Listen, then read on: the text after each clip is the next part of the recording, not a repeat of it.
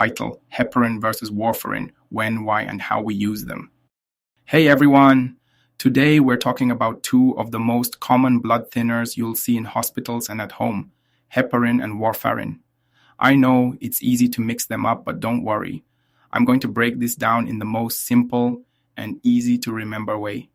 And we'll even walk through a real-life hospital scenario so you can see exactly how they work. Let's go.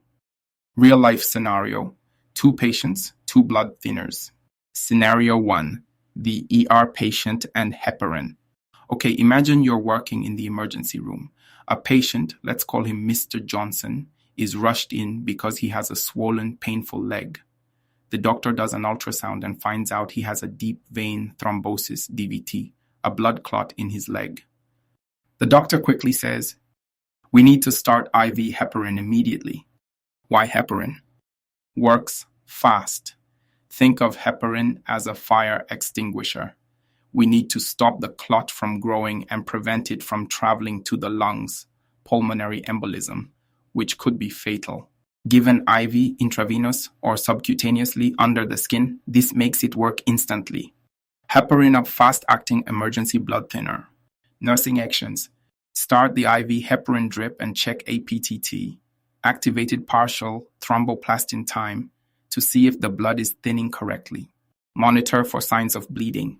Nosebleeds, gum bleeding, bruises, or blood in urine. Watch for heparin-induced thrombocytopenia, HIT. This means heparin causes a sudden drop in platelets, which can actually increase clot risk. If that happens, stop heparin immediately. So Mr. Johnson is on IV heparin in the hospital, but we can't keep him on an IV forever, right? So what do we do next? That's where warfarin comes in. Switching from heparin to warfarin for long-term care. Scenario 2. The clinic patient and warfarin. A few days later, Mr. Johnson is stable and ready to leave the hospital. The doctor says, "We're starting him on warfarin so he can continue blood thinning at home." Why warfarin? Long-term blood thinning. Think of warfarin as a traffic controller. It keeps the blood flowing smoothly to prevent future clots. Taken as a pill. Unlike heparin, which needs an IV, warfarin is oral and can be taken at home. Takes days to start working.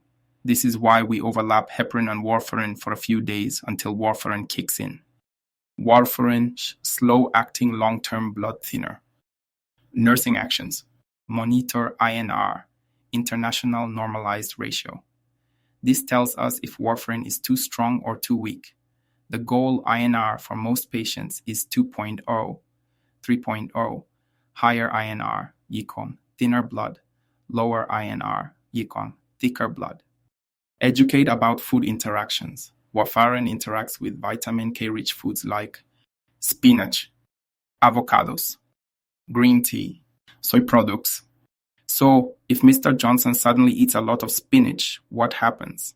His vitamin K levels go up, which makes warfarin weaker. That's why patients on warfarin need to keep their diet consistent.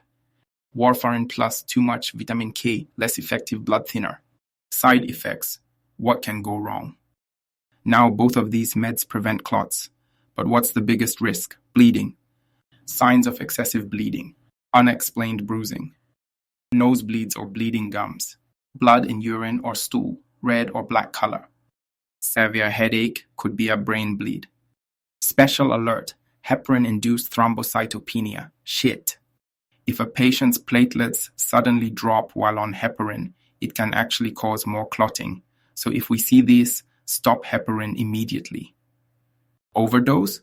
What's the antidote?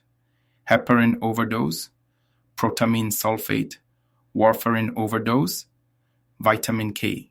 So if Mr. Johnson accidentally gets too much heparin, we give protamine sulfate to reverse it. If his INR gets too high on warfarin, we give vitamin K to thicken the blood again. Heparin harms protamine sulfate. Warfarin harms vitamin K. Nursing review, what you need to know. Heparin suckers fast-acting IV or subcutaneous used in hospitals, monitored with APTT, reversed with protamine sulfate.